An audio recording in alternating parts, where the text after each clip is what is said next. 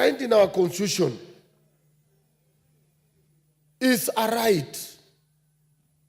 And when something is inscribed in our constitution as a right that cannot be varied, then let it remain a right for each one of our young children to access it without any hindrance. And that is why I want to congratulate Madam Passaris for this motion. And Madam Speaker, when I was in school, there were no bursaries. And we know what we suffered from as we came from poor families. And that's why I'm saying each one of us here has a history and where they have come from. But Madam Speaker, today bursaries are being abused. How are they being abused? Is that you find there is presidential bursary. Now, Mr. President from State House does not know which child is poor to be given that money.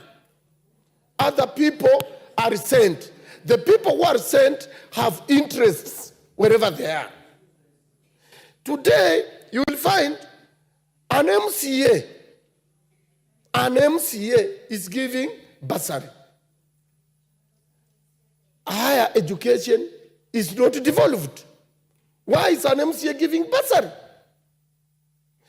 Governor is giving bursary. Higher education is not devolved. Why is a governor giving bursary?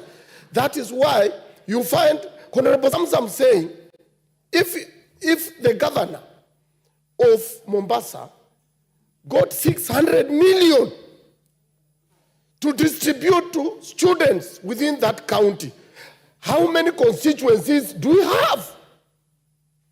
If we have 4, if we have 5, if we have 6, that means each constituency will get 100 million. Madam Speaker, 100 million alone is enough for that constituency, for every student to go to school without any problem. But you will find, as he has given 600, MP has given maybe 40, MCA has given his, President has given his, Governor has given his, Women Rep is telling you she also gave hers.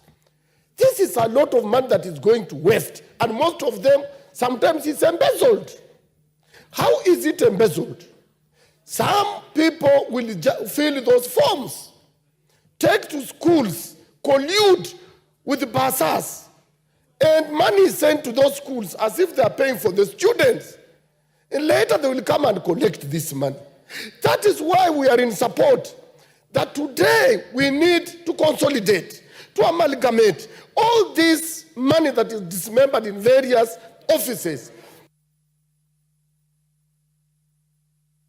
Thank you, Member for Budalangi.